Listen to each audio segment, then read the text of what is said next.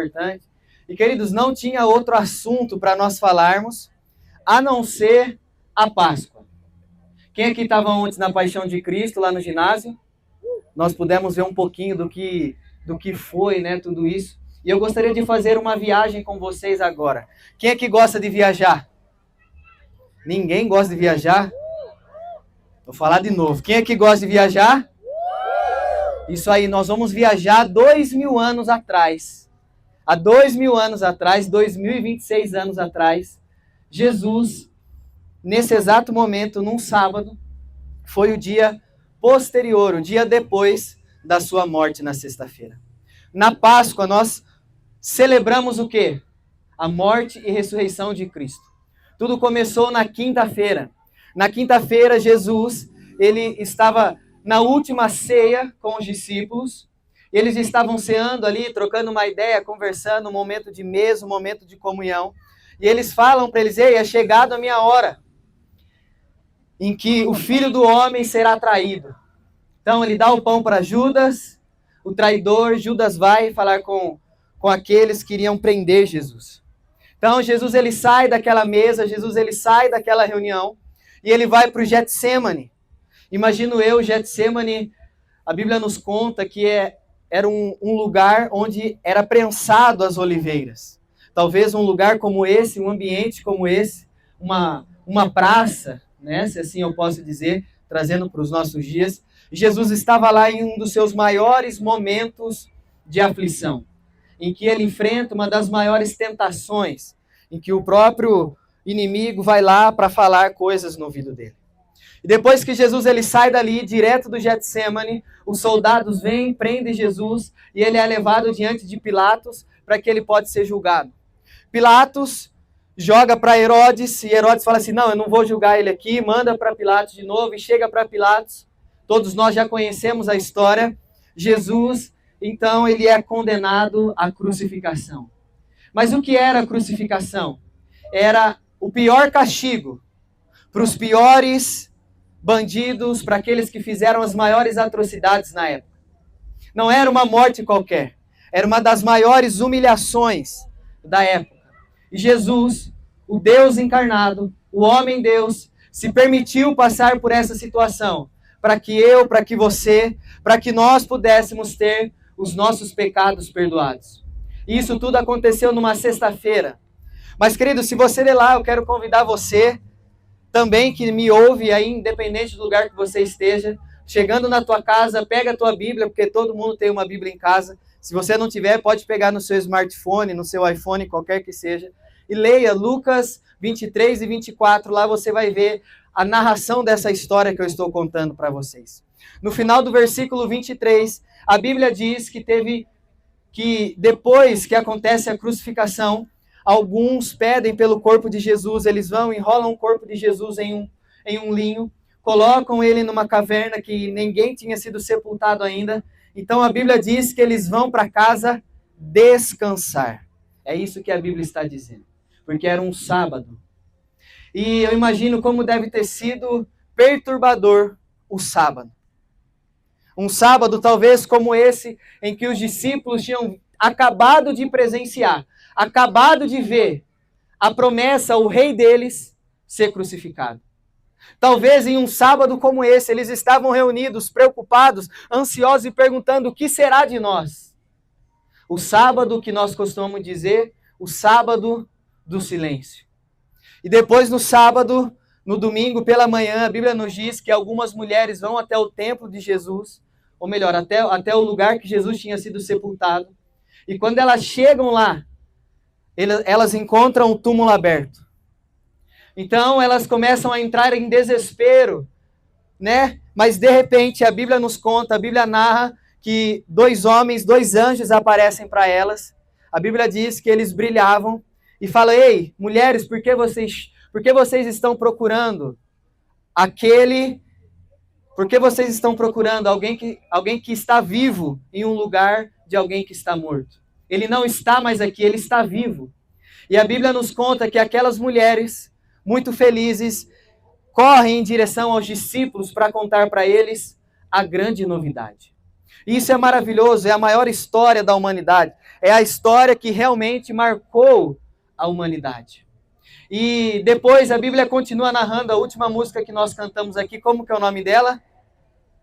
Emaús. Como que é o nome dela? Vixe, vocês estão vivos aí, gente? Como que era o nome da música? Emaús, exatamente.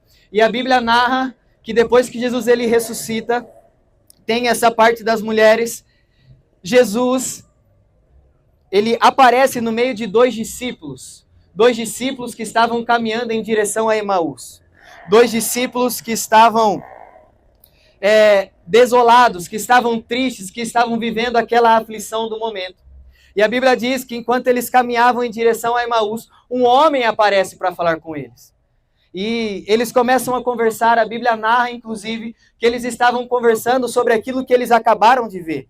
Porque pela história nós vemos que eles viram a crucificação de Cristo. Imagino eu que depois que eles presenciaram tudo aquilo, tamanha aflição que eles sentiram, eles já foram direto, nem tiraram um tempo para descanso. E eles caminham em direção a Emaús e ele encontra Jesus. Jesus vai trocando ideia com eles. E a Bíblia diz que os olhos deles são abertos e eles conseguem perceber que o próprio Cristo estava com eles na hora que ele reparte o pão para eles. Mas depois de contar toda essa história que eu contei para você, enquanto eu refletia sobre a mensagem que eu ia trazer, quantas pessoas conhecem a história de Jesus? Quantas pessoas, talvez você que me ouve aí onde você está, você conhece toda a história, talvez você já assistiu o filme, talvez você já participou de peças teatrais, talvez você até lembra de Jesus na Páscoa. Mas talvez você tenha vivido o sábado do silêncio. Porque no sábado do silêncio, os discípulos, as pessoas que não sabiam, eles estavam perdidos ali, porque eles esperavam um rei, um Jesus, se assim eu posso dizer, que viria com um poder bélico, como militar, que viria acabar com o Império Romano. E as expectativas deles estavam no poder que Jesus tinha, e não na obra que ele queria fazer. E talvez você que me ouve está vivendo o período do silêncio também, porque você tem esperado um Jesus que talvez se manifeste na sua vida através de poder. Muitas pessoas elas questionam assim, se Deus ele é tão poderoso, e eu quero que você grave essa pergunta no teu coração. Se Deus é tão poderoso, por que ele não acaba com tudo que é ruim? Porque quando nós olhamos para a palavra de Deus, nós vemos um Deus poderoso que traçou um plano para salvar a humanidade através do amor e não através do poder. Jesus, ele poderia muito bem, Deus, ele poderia muito bem salvar a todos, estalar os dedos e resolver os problemas. Mas o plano foi traçado, um sacrifício perfeito. Alguém precisaria ser o sacrifício perfeito para que os nossos pecados, para que os meus pecados, os seus pecados, os nossos pecados fossem levados naquele madeiro. Para que nós pudéssemos ter o privilégio de viver uma vida eternamente com Ele. E eu quero perguntar para você que me ouve, será que você tem vivido uma vida do silêncio? Gui, o que significa viver uma vida no período do silêncio? Significa uma vida sem Jesus. Porque a esperança deles estava destruída. Porque apesar de Jesus ter pregado para eles, eu vou ressuscitar, por eles estarem esperando um Messias poderoso que acabaria com o império, eles não acreditavam que Jesus ressuscitaria. Vou provar para você, quando Tomé vê o próprio Cristo diante dele, acredita-se que era na casa de Marcos, e eles estavam lá, ele fala assim, se é você mesmo, eu não acredito, Jesus fala para ele, toca aqui nas minhas feridas, você verá que sou eu. Sabe, talvez você é um desses que precisa ver para crer. Mas eu quero dizer uma coisa para você, Jesus, ele nos trouxe aqui, ele arquitetou tudo isso que está acontecendo aqui, todos esses jovens, todas essas pessoas, para que ele pudesse expressar o amor dele por você que está nos ouvindo. Eu não sei onde você está, eu não sei como você tem vivido a sua vida, mas que a sua Páscoa não seja uma Páscoa apenas de se eu posso comer carne ou se eu não posso. Que a sua Páscoa não seja uma Páscoa, um momento se eu vou comer um ovo de chocolate do Sonho de Valsa, Ferrero Rocher, um ovo de Páscoa, sei lá, com chocolate. Não, a Páscoa ela tem um significado muito maior.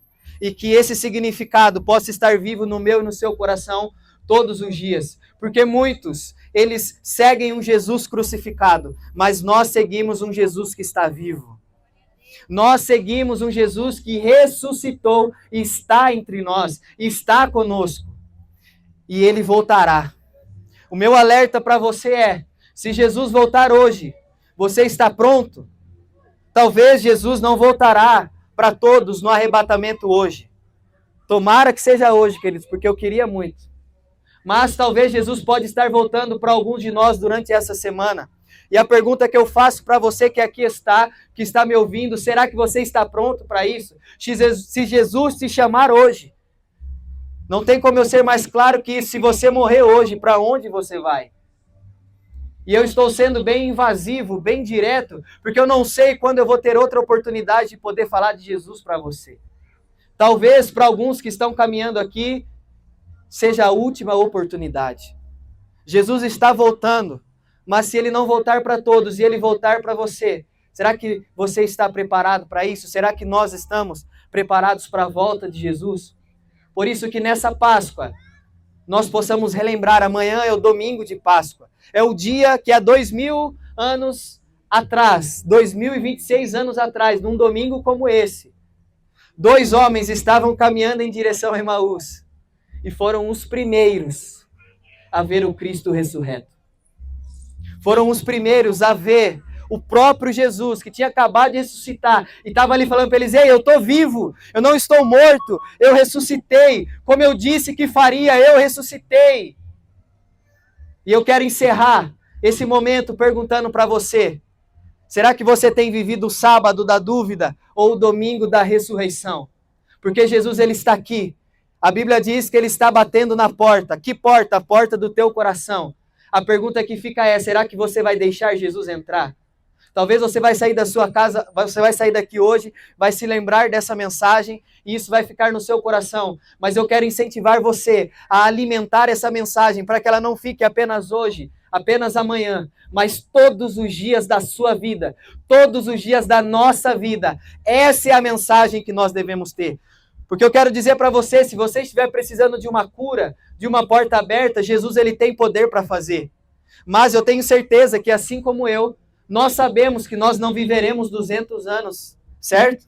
Todo mundo sabe disso, né? Então, Jesus, ele pode fazer bênçãos imediatas para você, abrir portas, curar enfermidades, uma bênção, não sei o que você está precisando, mas o maior milagre, a maior bênção que Jesus, ele quer nos dar hoje é a salvação.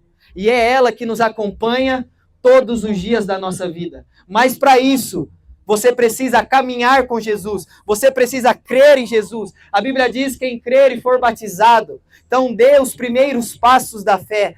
Olhe para Jesus e viva, que eu tenho certeza que ele tem uma história linda preparada para você. Eu tenho certeza que Jesus, ele tem uma história linda preparada para você, para sua família, para os seus filhos, para os seus amigos. E às vezes a história da sua família vai ser transformada através de você.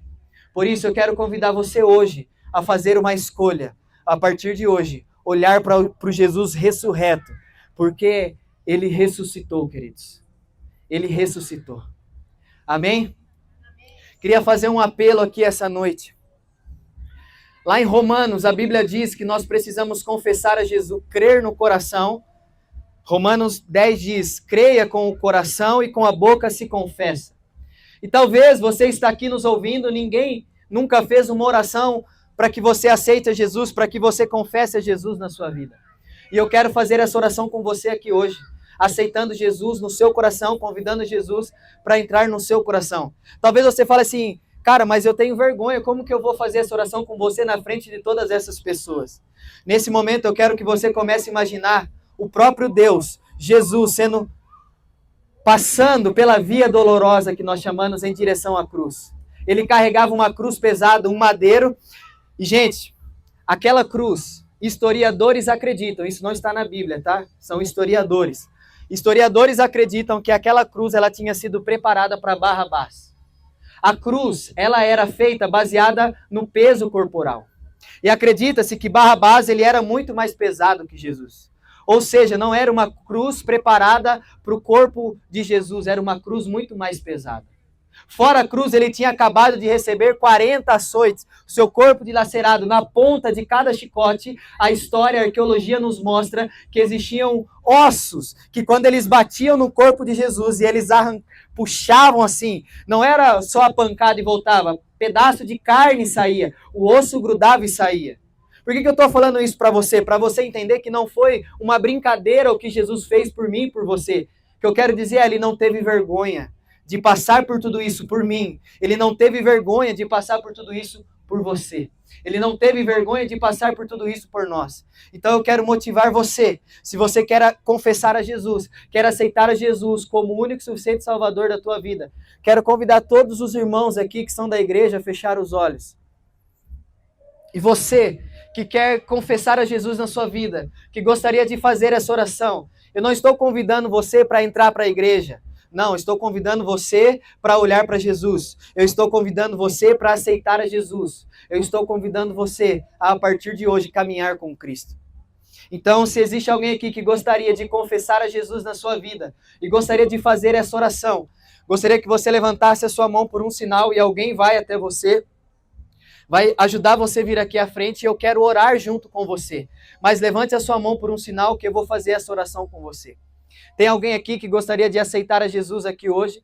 Levante a sua mão por um sinal. Glória a Deus, temos uma mão levantada.